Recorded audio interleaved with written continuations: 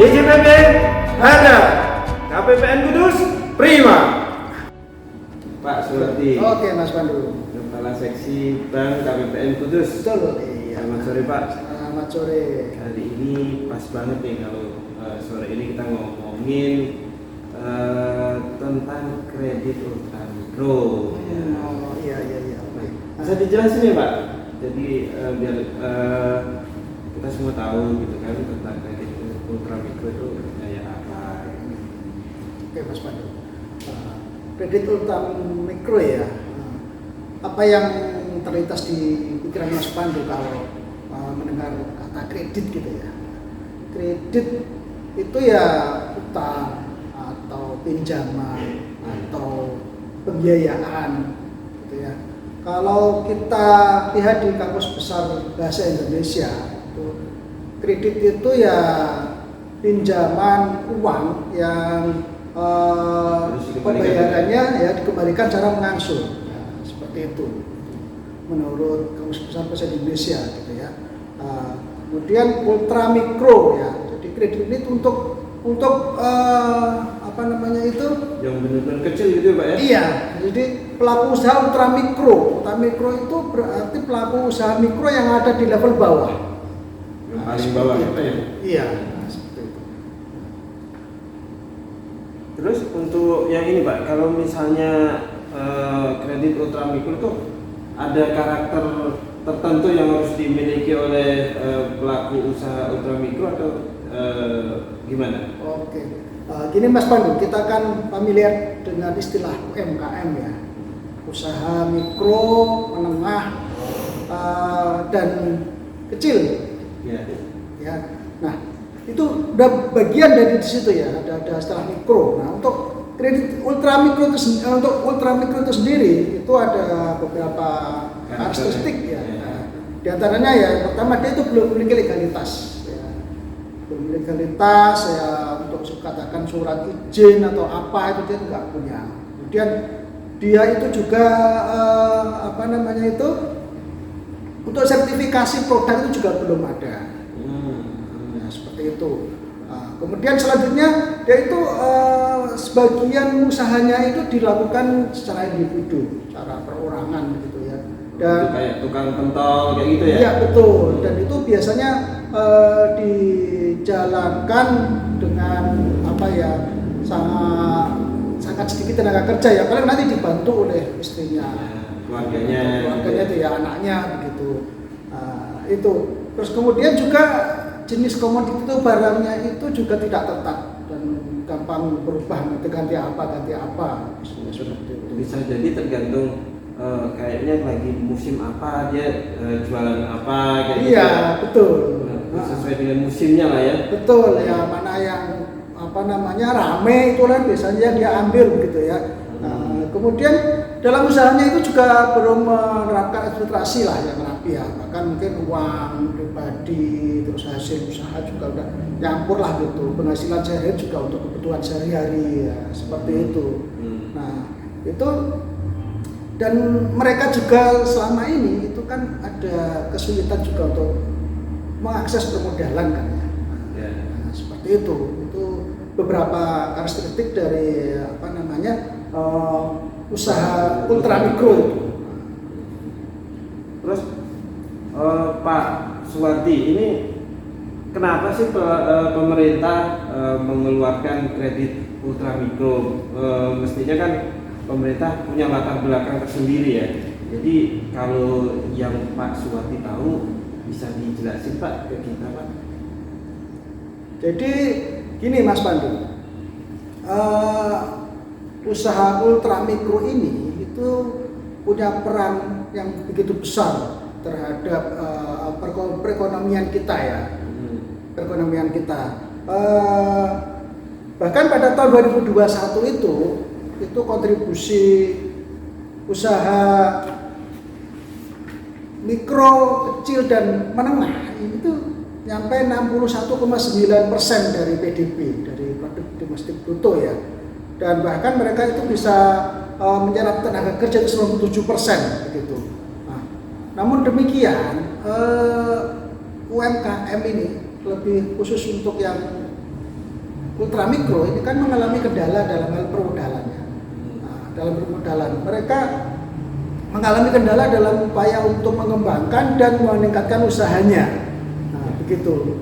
Ya karena itu kita lihat dari karakteristiknya itu kan ya dia itu belum punya legalitas gitu ya. Kemudian produknya juga gonta-ganti. Administrasinya juga Administrasinya ada. juga, betul. Ya. Nah, itu kan mereka ada kesulitan untuk bisa mengakses permodalan, terutama di perbankan ya, karena kalau di perbankan itu kan disyaratkan dokumen-dokumen tertentu kan untuk bisa mengakses itu. Nah, oleh karena itu pemerintah mengalokasikan dana, sejumlah dana untuk memberikan pinjaman kepada UMKM ini dengan cara yang lebih mudah lah gitu ya, dengan persyaratan yang lebih mudah. Nah, seperti itu mas. Ya. Berarti itu dananya itu lumayan besar ya Pak ya? Kalau sepanjang Pak Suwadi tahu. Iya, dana itu cukup besar ya. Dana itu berasal dari APBN. Dari APBN ya Pak? Iya betul. Terus nanti dari APBN dimasukkan dalam pos pembiayaan. Nah, dan dana itu tuh dikelola oleh Badan Layanan Umum yang namanya Pusat Investasi Pemerintah. Pusat Investasi Pemerintah Pak ya? Salah satu instansi di Kementerian Keuangan yang mengelola dana tersebut. Selanjutnya dana tersebut itu disalurkan melalui namanya lembaga penyalur. Lembaga penyalur ini kita sering sebut dengan LKBB, Lembaga Keuangan bukan bank. Iya. Nah, itu bukan bank. Iya betul. Contohnya yang LKBB itu apa? LKBB di kita contohnya itu ya Pegadaian. Ya. Kemudian itu koperasi. Ya. Nah, begitu. Terus juga ada yang namanya Permodalan Nasional Madani (PNM). Oh iya. Seperti itu. Itu beberapa contohnya. Jadi pelaku UMKM ini bisa mengajukan kredit di lembaga-lembaga tersebut. Gitu. Iya. Terus ini udah lama Pak ada program ultramikro ini?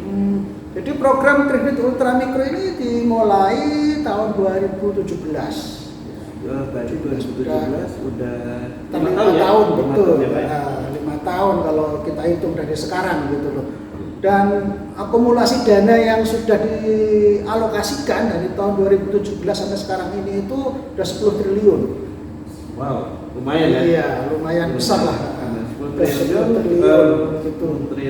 dan itu menjangkau ke seluruh masyarakat yang memang di level bawah itu ya Pak? Iya, nah, kalau kita lihat data sampai dengan semester 1 tahun 2022 ini Mas Pandu, itu total penyaluran itu sudah mencapai 22,04 triliun.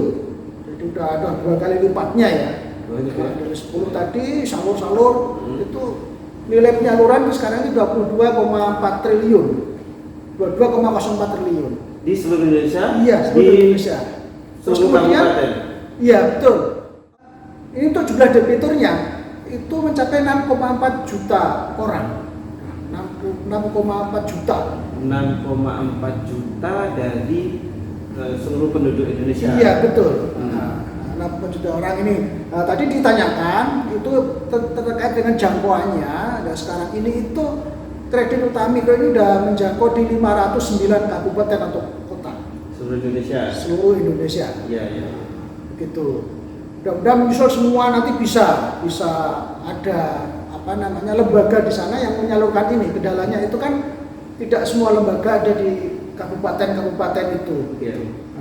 Tapi Pak Suwadi ini konon kabarnya banyak kan ini ya yang ambil kreditnya itu ibu-ibu malahan ya? Iya, betul. Bahkan sampai 95% Mas Pandu. Berapa? 95%. 95%. Ibu-ibu. Ini menandakan kan berarti kebangkitan ibu-ibu lah. Mungkin dia berusaha untuk bagaimana dia bisa punya usaha untuk membantu perekonomian ya keluarga seperti itu. Gitu. Iya. Nah ini Pak Suwadi, kalau di KPPN Kudus sendiri nih, kebetulan kan kita di wilayah Kabupaten Kudus, di Jepara, di Demak, sama di Kudus sendiri. Kudus sendiri. Gimana nih progresnya? Ya, jadi di wilayah kerja KPPN Kudus itu kan kita meliputi 3 kabupaten, Kabupaten Demak, Kabupaten Kudus, dan Kabupaten Jepara. Nah, untuk nilai penyaluran sampai dengan semester 1 tahun 2022 ini itu sudah sebesar 334,87 miliar. 334 miliar. 87 miliar, betul. Oh, iya. Nah, dengan jumlah debitur itu udah 100.000 orang. 100.000 orang. Nah, lebih pasca ini 100.899, berarti hampir 101.000 orang. Itu data sampai dengan bulan Semester 1 sampai dengan bulan Juni kemarin. Juni. Berarti kalau ini Juni, 22. Juli, Agustus, September tentu saja mungkin ada penambahan ya Pak? Iya betul. Ya. Nah, untuk lembaga penyalurnya ini Mas Pandu, ya, lembaga penyalur yang ada di wilayah kita ini kalau kita ada di data di sistem informasi kredit program, jadi di penyaluran kredit Ultramikro ini kan kita ada aplikasi untuk melihat data-data yang ada. Itu di kita itu ada 16 lembaga penyalur. 16. Lembaga penyalur. Apa aja Pak? 16 penyalur tersebut adalah yang pertama Pegadaian. Ya. Kemudian yang kedua BNM. Yang ketiga kemudian KSP Pangestu. Ya. Koperasi Mandiri Pangestu. Kemudian ada KSPPS BMT Bina Niaga Utama. Gitu. Kemudian ada KSPPS BMT Harapan Bersama, Harber, saya nyebut ya. Kemudian ada KSPPS BMT Umat Sejahtera Abadi. Ada KSPPS Arta Bahana Syariah. Ada KSPPS Nur Insani. Ada KSPPS Tamjiz Bina Utama. Kemudian ada KSPPS BMT Bina Umat Sejahtera. Ada KPPS Nusa Umat Sejahtera. Ada Koperasi Mitra Duafa. Kemudian ada KSPPS BMT Bina Insanul Fikri. Ada juga KSPPS BMT Al-Huda. Terus yang terakhir ini ada KSPPS BMT Bina Masyarakat Utama. Nah, itu. Jadi tadi saya itu ada 16 ya Pak? Iya betul. 16. Ya. Itu bisa diakses oleh para pelaku usaha ultramikro yang mau ngajuin kreditnya. Iya betul. Nah, itu pertanyaan selanjutnya nih Pak Suwardi, gimana sih caranya supaya para pelaku itu bisa mendapatkan modal dari lembaga penyalur tadi gitu? Apa saja yang syarat yang harus dipenuhi Pak? Baik, jadi ini kan program pemerintah dalam rangka untuk memberikan kredit atau pinjaman dengan persyaratan yang mudah, yang mudah. Apa syaratnya? Syaratnya cuma 2. Ya. 2 aja Pak? Iya betul. Syaratnya yang pertama itu dia punya NIK. Nomor induk kependudukan. Kependudukan, betul. KTP ya? Iya. Iya. Terus? Kalau udah punya eKTP, di sana ada NIK-nya, itu udah syarat pertama itu udah. Jadi nanti NIK-nya itu terhubung. Iya betul. Aplikasi. Betul. Oh, iya. Iya. Yang kedua, yang kedua itu dia tidak punya pinjaman dengan itu program kredit yang lain, misalnya kredit KUR ya, kredit usaha rakyat. Nah, seperti itu. Jadi kebetulan dari aplikasi yang ada ini itu kan menyambung di SIKP itu nyambung antara kredit ultramikro ini dengan kredit usaha rakyat KUR itu.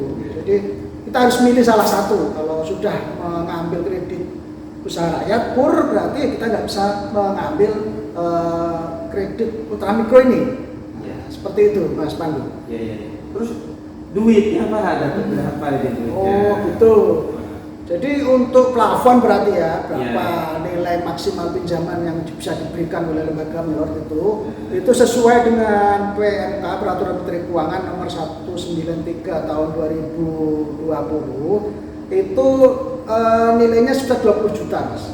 Jadi bisa 20 juta ya, 20 juta rupiah gitu. Itu untuk individu atau untuk kelompok? Untuk individu. Untuk individu. Kalau untuk kelompok bisa juga. Misalnya. Untuk kelompok bisa. Untuk kelompok bisa. Nah, jadi untuk skema pembiayaannya itu kan ada individu, ada kelompok, begitu. Kalau individu ya perorangan lah ya, masing-masing usaha pelaku usaha begitu. Nah kalau kelompok itu kan berarti ya bersama-sama mereka satu kelompok. Nah, dan kelebihannya untuk yang kelompok ini dia bisa mengajukan pinjaman tanpa agunan. Nah, gitu. Kalau yang individu tadi pakai agunan. Kalau individu itu dia dapat dikenakan agunan. Oh, dapat. Dapat berarti ada kemungkinan tidak kena agunan, tapi bisa juga ada agunan tergantung dari nanti lembaga penyalurnya. Ya. Betul, lembaga penyalurnya. Ya. Jadi yang kelompok tadi itu tanpa agunan, nanti mekanisme dia tuh menerapkan itu mekanisme tanggung renteng itu. Oh, semacam itu. Iya. Nah, ya ini Pak Suwardi nih. Lanjut lagi nih Pak ya, kayaknya tambah enak nih kalau kita ngobrol. Kalau selain dia dapat duit, itu nanti pelaku usaha dapat apa aja nih Pak? Misalnya apa? Dia dikasih semacam advokasi, semacam pendampingan, atau semacam promosi atau kayak gimana itu? Ya, betul Mas Pandu. Betul. Jadi lembaga penyalur ini itu kan bekerja sama dengan tadi ya Badan Layanan Umum Pusat Instansi Pemerintah. Bekerja sama. Kemudian dalam menyalurkan kredit mikro ini itu pihak penyalur punya kewajiban untuk melakukan pendampingan. Pihak penyalur punya kewajiban melakukan pendampingan. Iya, pendampingan kepada debitur, kepada orang yang pinjam dalam rangka untuk mengembangkan dan meningkatkan usahanya. Bentuknya seperti apa? Bisa misalnya pemberian motivasi atau kemudian bisa pelatihan, kemudian konsultasi, begitu ya, untuk bisa peningkatan SDM-nya, seperti itu. Jadi intinya bahwa pihak penyalur itu memang berkewajiban untuk melakukan pendampingan. Jadi dia tidak cuma ngasih duitnya aja. Iya betul. Terus selesai gitu. Nanti tinggal terima setoran atau angsuran gitu enggak? Oh enggak boleh gitu ya? Iya. Dia harus tetap memberikan pendampingan kepada para pelaku usaha tersebut ya Pak. Iya. Nah Pak Suwardi. Oke. Kan kita kan KPPN itu kan bendahara umum negara nih. Nah keterlibatan KPPN dalam program kredit ultramikro ini sejauh mana nih Pak Suwardi? Ya, baik Mas Pandu. Jadi kita di KPPN sebagai instansi vertikal dari Kementerian Keuangan itu diberikan tugas untuk juga terlibat dalam pengelolaan kredit ultramikro ini. Ya. Setidaknya dua peran yang diberikan kepada KPPN dalam pengelolaan kredit ultramikro ini. Yang pertama itu adalah monitoring kesesuaian data. Monitoring kesesuaian data. Kemudian yang kedua itu survei nilai keekonomian debitur. Itu ya? Itu dua itu ya. Yang pertama kesesuaian data. Monitoring kesesuaian data itu jadi begini, pihak penyalur setelah mereka ada itu debitur yang mengajukan kredit gitu kan, mereka akan menginput data-data yang ada itu ke dalam aplikasi SKP sistem begitu. Nah, ada NIK ya, kemudian ada akadnya seperti apa kan begitu lah, itu mereka input ya. Kemudian setelah mereka input itu mereka kirimkan juga data itu ke kami salinannya. Kemudian kita melakukan pencocokan. Jadi data yang ada, salinan dokumen yang ada dengan yang diinput di aplikasi Omsepan itu sudah sesuai atau belum. Nah, begitu. Dan ini kita lakukan tiap triwulan. Triwulan ya. Nah, 3 bulan sekali kita lakukan itu. Kemudian yang kedua itu kita melakukan survei nilai keekonomian debitur. Jadi di sini kita mau mengukur dampak dengan diberikannya kredit ultramikro ini kepada pelaku usaha itu seperti apa dampaknya. Jadi ini kita ukur baik di awal maupun di belakang. Setelah selesai mereka kredit mereka itu, setelah selesai mereka sudah selesai mengangsur, sudah lunas, itu kita survei. Jadi di awal waktu mereka awal dapat pinjaman, dapat kredit itu kita survei, kemudian setelah selesai ya kita survei lagi kayak apa. Kita harapkan ada peningkatan dari sisi ekonomi dari debitur tersebut. Dan ini kita lakukan itu tiap semester, jadi 6 bulan sekali. Yeah. 6 bulan sekali kita ambil sampel beberapa debitur, kemudian kita survei. Begitu. Ini terus nanti dilaporkan kemana? Ini nanti kita laporkan ke di aplikasi itu. Jadi laporannya ini nanti masuk ke PIP. Oh, begitu. Itu bahan evaluasi bagi PIP. Muaranya ke sana ya? Iya, betul.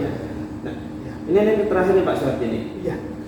Kalau dari Pak Suwardi sendiri, Pak Suwardi sendiri selaku Kepala Seksi Bank di KPPN Kudus ataupun KPPN Kudus secara umum itu harapannya terhadap kredit ultramikro ini seperti apa? Oh ya, baik Mas Pandu. Jadi kami berharap ya sedulur-sedulur semua yang sudah telah mengetahui adanya informasi ini, ya monggo untuk bisa melihat di sekitarnya, barangkali ada lembaga-lembaga penyalur tadi ya yang sudah saya sebutkan, begitu ya. Mungkin ada di sekitar rumah kita, ada di sekitar tempat usaha kita, itu kan ini banyak sekali kan. Itu silahkan untuk datang ke sana, ya saya yakin akan dilayani dengan baik oleh para penyalur ini, ya begitu. Dan selanjutnya nanti setelah Bapak dan Ibu katakan dapat pinjaman, dapat kredit, itu dari pihak penyalur ini juga punya kewajiban nanti. Bapak dan Ibu akan didampingi oleh mereka untuk meningkatkan usahanya, gitu ya, untuk mengembangkan dan meningkatkan usaha Bapak dan Ibu sekalian. Nah, seperti itu. Jadi monggo sedulur semua manfaatkan, betul, ya, manfaatkan program ini sebaik mungkin, gitu. Karena memang pemerintah berusaha untuk bisa mengangkat derajat ya Pak ya. Betul, ya, mensejahterakan kita semua, ya. Untuk bisa kita semua sebagai warga negara Indonesia. Luar biasa. Moga-moga dapat tercapai Pak. Amin. Oke. Iya. Nah Pak Suwardi, kayaknya udahan dulu nih Pak, kita ngobrolin tentang kredit ultramikro. Nanti di lain kesempatan kita bisa ngomongin lagi. Nah, baik Mas Pandu. Ya, baik Pak. Kita kayaknya lebih seru kalau kita tutup bincang kita dengan DJPB Handal gitu Pak ya. Baik. DJPB Handal, KPPN Kudus Prima. Baik, terima kasih bincang-bincangnya Pak Suwardi. Salam sehat, semoga sukses selalu. Amin.